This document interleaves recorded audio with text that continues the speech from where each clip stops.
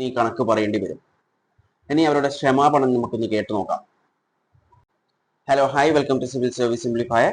സ്വന്തം ചേച്ചിയുടെ ഭർത്താവുമായി ഒളിച്ചോടി പോയിട്ടുള്ള അനിയത്തിയുടെ വീഡിയോസ് നമ്മൾ സോഷ്യൽ മീഡിയയിൽ ഇപ്പോൾ ഷെയർ ചെയ്യപ്പെട്ടുകൊണ്ടിരിക്കുകയാണ്. അതിന്റെ സത്യാവസ്ഥ എന്താണ്? അത് റിയൽ ആണോ അതോ റീൽ ആണോ?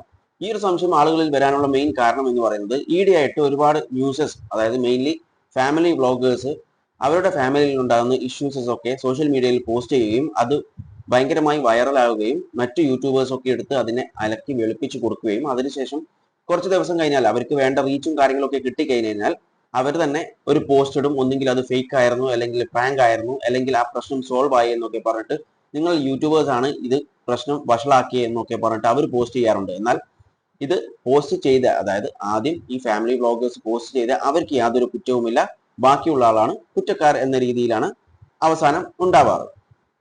അതുപോലത്തെ ഒന്നാണോ ഇത് എന്നാണ് ആളുകൾക്ക് സംശയം. കാരണം വീട്ടിന്റെ അകത്ത് അല്ലെങ്കിൽ ആ നാട്ടിലെ കുറച്ചു പേര് മാത്രം അറിയേണ്ട ഒരു കാര്യം, ഇത് ഒളിച്ചോടി പോയി തന്നെ വെക്കൂ. ഒളിച്ചോടി പോയി കഴിഞ്ഞാൽ ആ വീട്ടുകാരും കുടുംബക്കാരും പിന്നെ കുറച്ച് നാട്ടുകാരും മാത്രം അറിയുന്ന ഒരു കാര്യം കേരളം മുഴുവൻ അറിയിച്ചു കഴിഞ്ഞു. അവർ എന്തിനായിരുന്നു ഈ രണ്ടുപേരും ഒളിച്ചോടി പോയി എന്ന് പറയുന്നു? ഇവനിക്ക് ഈ ഒരാൾ മാത്രമാണോ ഉള്ളത്? ഇതൊന്ന് കേട്ടു നോക്കും. അപ്പോൾ ഒരിക്കലും ഞങ്ങൾ അന്വേഷിച്ച് വരരുത്. ഞാൻ വരും തിരിച്ചു വരും. എല്ലാ കാര്യങ്ങളും ശരിയാക്കിയിട്ട് എനിക്ക് 2-3 ആൾക്കാരെ കൊണ്ടുപോകാണ്ട്. അപ്പോൾ ഞാൻ വരും. ഞങ്ങൾ എവിടെയെങ്കിലും പോയി ജീവിച്ചോട്ടെ. ഇവിടെ ഇല്ലാണ്ടെനിക്ക് പറ്റില്ല. നമ്മളെ ആരും അന്വേഷിച്ചു വരരുത്, പക്ഷെ ഞാൻ തിരിച്ചു വരും. കാരണം ആ വ്യക്തിക്ക് ആരൊക്കെയോ കൂട്ടിക്കൊണ്ടു പോകാനുണ്ട്, 2-3 ആൾക്കാരെയും കൂടി കൂട്ടിക്കൊണ്ടു പോകാനുണ്ടെന്നാ പറഞ്ഞിട്ടുള്ളത്. അത് ഇതുപോലത്തെ ആരെങ്കിലും ആണോ എന്നറിയില്ല, അതോ ഇനി ഭാര്യയും മക്കളും ആണോ എന്നറിയില്ല. ഭാര്യയും മക്കളൊക്കെ ഇയാളെ എങ്ങനെ കൂട്ടിക്കൊണ്ടു പോവാ? ഇയാൾ എന്തായി പറയുന്നേ? അതുപോലെ തന്നെയാണ് ഇയാൾ പറയുന്നുണ്ട് ഭാര്യക്ക് ഇതിനെക്കുറിച്ചൊക്കെ അറിയാം എന്നുള്ളൊരു കാര്യം. ഇതൊന്ന് കണ്ടു നോക്കുക, അപ്പൊ തിരിയും. ഞങ്ങൾ അന്വേഷിച്ച് ആരും വരരുത്. ഞങ്ങൾക്ക് പിരിയാൻ പറ്റില്ല രണ്ടുപേർക്കും. അങ്ങനെയാണ്. പിന്നെ വീട്ടുകാർ നിജോനും എല്ലാ കാര്യങ്ങളും അറിയാം. എല്ലാതും അവളോട് ഞാൻ പറഞ്ഞിട്ടുണ്ട്. അതിനെല്ലാ തെളിവും അവളെ കയ്യിലുണ്ട്. ഈ തെളിവും അവളെ കയ്യിൽ തന്നെ കിട്ടുക. ഭാര്യയോട് ഞാൻ എല്ലാം പറഞ്ഞിട്ടുണ്ട്, അവളുടെ അടുത്ത് എല്ലാ തെളിവുകളും ഉണ്ട് എന്ന് പറയുന്നുണ്ട്. യഥാർത്ഥത്തിൽ അങ്ങനെയാണോ? യഥാർത്ഥത്തിൽ ഇങ്ങനെ ആയിരിക്കും. ഭാര്യ തെളിവുകളോടെ ഇയാളെ കൈയോടെ പൊക്കിയിട്ടുണ്ടാവും ഇവരെ. അതിനുശേഷം ഇയാൾ എല്ലാ കാര്യങ്ങളും പറഞ്ഞിട്ടുണ്ടാവും. അല്ലാണ്ട് ഇയാൾ പറഞ്ഞത് ഓർത്തല്ലായിരിക്കും. തെളിവുകളൊക്കെ അവളെ കയ്യിലുണ്ടെന്നാണ് പറഞ്ഞിട്ടുള്ളത്. അവളത് കണ്ടെത്തിയിട്ടുണ്ടാവും ഭാര്യ. ഇനിയുള്ളത് നമ്മളെ കണ്ടെത്തരുത് എന്നുള്ളൊരു കാര്യമാണ്. നമ്മൾ അന്വേഷിച്ച് വരരുത് എന്നുള്ളൊരു കാര്യം. അന്വേഷിച്ച് പോകണം, അന്വേഷിച്ച് കണ്ടെത്തണം. പക്ഷെ അത് തിരിച്ചു വലിച്ചു കൊണ്ടുവരാനല്ല, അവന്റെ കാരണം നോക്കി ഒന്ന് കൊടുത്തിട്ട് അതിനുശേഷം തിരിച്ചു വരാൻ വേണ്ടിയിട്ട്. അവരെ കൂട്ടിയിട്ട് വരണ്ട. ഇനി ഇത് ബ്ലാക്ക് മെയിൽ ചെയ്തിട്ടാണോ അല്ല നിർബന്ധിച്ചിട്ടാണോ ഈ കാര്യം ചെയ്തിട്ടുള്ളത് എന്നുള്ളൊരു കാര്യം ഇത് കേട്ടോ.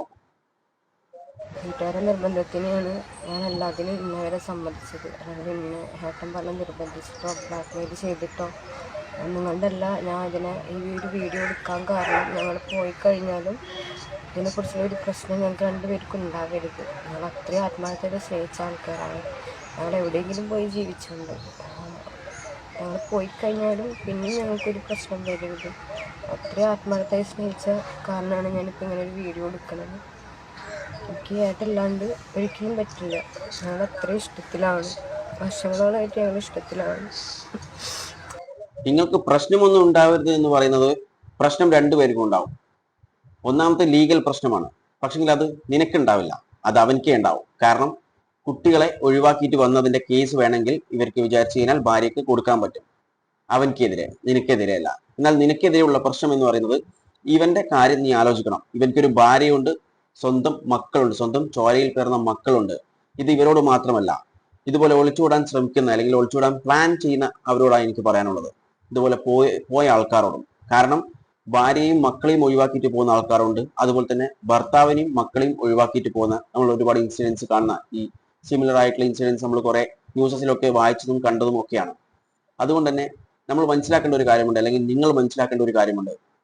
സ്വന്തം രക്തത്തിൽ പിറന്ന കുട്ടിയാണ് അവർ ഒഴിവാക്കിയിട്ട് പോകുന്നത്. അപ്പൊ അവരോടില്ലാത്ത ഒരു സ്നേഹം ഈ ഒളിച്ചോടി പോകുമ്പോൾ നിങ്ങളോട് ഇപ്പൊ ഉണ്ടാവും. പക്ഷേ അത് കുറച്ചു കാലമേ ഉണ്ടാവും. അത് കഴിഞ്ഞ് അതങ്ങനെ പോവും. അതിനുശേഷം നീ അനുഭവിക്കും. ആ ഒരു കാര്യം നീ മറക്കാതിരിക്കുക.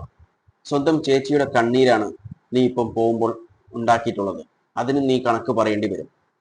ഇനി അവരുടെ ക്ഷമാപണം നമുക്കൊന്ന് കേട്ടു നോക്കാം.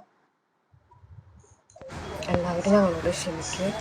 ഞാനും വിഷ്ണു തമ്മിലുള്ള കല്യാണത്തിന് എനിക്ക് താല്പര്യമില്ല. എല്ലാവരും കൂടെ നിർബന്ധിച്ച കാരണമാണ് ഞാൻ എല്ലാത്തിനും സമ്മതം മൂടിയത്. ഞാനും ഏട്ടനും വർഷങ്ങളോളമായി ഇഷ്ടത്തിലാണ്. അത് ഒരാൾക്ക് മാത്രമേ അറിയുള്ളൂ, ചേച്ചിക്ക് മാത്രമേ അറിയുള്ളൂ. ചേച്ചി ഒന്നും മിണ്ടാണ്ട് വെക്കുകയായിരുന്നു കുറ്റമല്ല. ഈ ഒരു കാര്യം ചേച്ചിക്ക് മാത്രമേ അറിയുകയുള്ളൂ എന്നാണ് പറയുന്നത്. ചേച്ചി അത് മറച്ചു വെക്കുകയായിരുന്നു. അല്ല, കുട്ടി ഘോഷിച്ച് നാട്ടുകാരൊക്കെ അറിയിക്കാം, നിങ്ങളിപ്പോ ചെയ്യുന്നത് പോലെ IAS മറ്റേ കിട്ടിയതാണല്ലോ എല്ലാവരും അറിയിക്കാൻ വേണ്ടിയിട്ട്. അത്ര നല്ല പുണ്യപ്രവൃത്തിയാണല്ലോ ചെയ്തിട്ടുള്ളത്.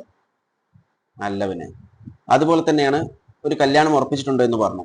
അത് കുടുംബക്കാർ ഫാമിലീസ് നിർബന്ധിച്ചിട്ടാണ് ഈ ഒരു കാര്യം കല്യാണം ഉറപ്പിച്ചിട്ടുള്ളത് എന്നുള്ള ഒരു കാര്യം, അതായത് സമ്മതിച്ചിട്ടുള്ള എന്നൊരു കാര്യം പറയുന്നുണ്ട്. എന്നാൽ അത് സമ്മതിക്കുന്നതിന് മുമ്പ് ഒളിച്ചോടി പോയാൽ പോരായിരുന്നു. എന്തിനു സമ്മതം കൊടുക്കേണ്ട ആവശ്യം? അതിന് മുമ്പേ ഒളിച്ചോടി പോയാൽ പോരെ? എന്തിനാണ് കല്യാണം ഉറപ്പിച്ചിട്ട് അതിന് ശേഷം ഒളിച്ചോടാൻ നിൽക്കുന്നത്? അതിനു മുമ്പ് ഈ കല്യാണത്തിന്റെ പ്രപ്പോസൽ വരുമ്പോൾ തന്നെ ഒളിച്ചങ്ങോട്ട് പോയിക്കൊള്ളണം. എന്തിനാണ്? അതുപോലെ തന്നെ എന്തിനാണ് സോഷ്യൽ മീഡിയയിലൊക്കെ വീഡിയോസ് ആക്കിയിട്ടുണ്ട് ആവശ്യം? ഒരു ലെറ്റർ എഴുതി വെച്ചിട്ട് അങ്ങോട്ട് പോയാൽ പോരെ? എന്തിനാണ് ഇതൊക്കെ ചെയ്യേണ്ട കാര്യം? ഇത് അന്വേഷിച്ചപ്പോൾ മനസ്സിലായിട്ടുള്ളത് ഇത് സത്യമായിട്ടുള്ള ഒരു കാര്യം തന്നെയാണ്. പക്ഷെങ്കിൽ നമുക്ക് എപ്പം വേണമെങ്കിലും പ്രതീക്ഷിക്കാം ഒരു വീഡിയോ ഈ പെൺകുട്ടിയുടെ ഇവൻ എന്നെ ഒഴിവാക്കി പോയി എന്നുള്ളൊരു കാര്യം. കാരണം ഇവനെ കുടിച്ച വെള്ളത്തിൽ വിശ്വസിക്കാൻ പറ്റാത്തൊരു ടീമാണ്. കാരണം സ്വന്തം ഭാര്യയെയും മക്കളെയുമാണ് ഇവൻ ഇവിടെ ഇട്ടിട്ട് പോയിട്ടുള്ളത്. അപ്പൊ നമ്മൾ അതിൽ നിന്ന് തന്നെ മനസ്സിലാക്കാം അവൻ എത്രത്തോളം അവനെ വിശ്വസിക്കാൻ പറ്റുന്ന ഒരാളാണെന്ന്. ഡീപ്പായിട്ടുള്ള പ്രണയത്തിലാണെന്നാണ് പറഞ്ഞത്, കുറെ വർഷങ്ങളായിട്ടുള്ള പ്രണയത്തിലാണെന്നാണ് പറഞ്ഞത്. അതേപോലെ തന്നെ സ്നേഹവും ഇതും അവന്റെ ഭാര്യയോടും ഉണ്ടായിട്ടുണ്ടാവും എന്നുള്ളൊരു കാര്യം പൊന്നു മോളൊന്ന് ആലോചിക്കുന്നത് നല്ലതായിരിക്കും. ഇവൾ മാത്രമല്ല, ഇതുപോലെ ഒളിച്ചൂടാൻ പോകുന്ന എല്ലാവരും, അത് ആണാവട്ടെ പെണ്ണാവട്ടെ ആരുമാവട്ടെ, ഭാര്യയാവട്ടെ ഭർത്താവട്ടെ ആരുമാവട്ടെ, ഇതെല്ലാം ഒന്ന് ചിന്തിച്ചിട്ട് വേണം ഒളിച്ചോടാൻ വേണ്ടിയിട്ട്. ഒരു 10 തവണയെങ്കിലും ചിന്തിച്ചതിന് ശേഷം മാത്രം ഒളിച്ചോടുക. പ്രണയിക്കുകയും ഒളിച്ചോടുകയൊക്കെ ചെയ്യുന്നത് ഓരോ വ്യക്തികളുടെ സ്വാതന്ത്ര്യമാണ്, അവരുടെ ഇഷ്ടമാണ്. എന്നാൽ അവർ ചിന്തിക്കേണ്ട ഒരു കാര്യമുണ്ട്. അവരുടെ സ്വന്തം ചോരയെ വരെ ഒഴിവാക്കിയിട്ട് വരുന്നവരെ എന്ത് ധൈര്യത്തിലാണ് വിശ്വസിക്കുക എന്നുള്ള ഒരു കാര്യം. പ്രണയിച്ച് നടക്കുമ്പോൾ അത് ചിന്തിക്കാനുള്ള സമയമൊന്നും കിട്ടിയെന്നുമല്ല, എന്നാലും ഒന്ന് ചിന്തിച്ച് നോക്കുക. എന്ത് ധൈര്യമാണുള്ളത്? എന്ത് ധൈര്യത്തിലാണ് അവരുടെ കൂടെ പോവുക എന്നുള്ളൊരു കാര്യം. പിന്നെ ഇവൻ ചെയ്ത കാര്യം ചെറ്റത്തരമാണ്. കാരണം സ്വന്തം ഭാര്യയുടെ അനിയത്തി എന്ന് പറയുമ്പോൾ അനിയത്തിയായിട്ട് കാണുക. ഇനി പ്രായം നോക്കിയിട്ട് ചെറിയ പ്രായമാണെങ്കിൽ അത് മകളെ പോലെ കാണേണ്ട ഒരു കണ്ണിലൂടെ അവൻ കണ്ടിട്ടുള്ളത് വേറെ കണ്ണിലൂടെയാണ്. അതിന് ചെറ്റത്തരം എന്നല്ലാതെ അതിന്റെ മുകളിൽ എന്തെങ്കിലും പറയുന്നല്ലാതെ താഴേക്കൊന്നും പറയാൻ പറ്റില്ല. പിന്നെ അവൾ ചെയ്തിട്ടുള്ളത്, സ്വന്തം ചേച്ചിയുടെ ഭർത്താവ് എന്ന് പറയുമ്പോൾ അച്ഛന്റെ സ്ഥാനം കൊടുക്കണം, അല്ലെങ്കിൽ സ്വന്തം ഏട്ടന്റെ ഒരു സ്ഥാനം കൊടുക്കേണ്ടതാണ്. പക്ഷെ അവിടെ അവളും അത് ചെയ്തില്ല. തെറ്റ് രണ്ടുപേരുടേതാണ്. ഇതിനെക്കുറിച്ച് നിങ്ങളുടെ അഭിപ്രായങ്ങൾ കോമെന്റ് ചെയ്യുക. വീഡിയോ ഇഷ്ടപ്പെട്ടാൽ ലൈക്ക് ചെയ്യുക. ഇൻഫോർമേറ്റീവ് ആയാൽ മറ്റുള്ളവരിലേക്ക് ഷെയർ ചെയ്യാൻ ശ്രമിക്കുക. And thanks for watching me and stay tuned for another video. Okay, thank you.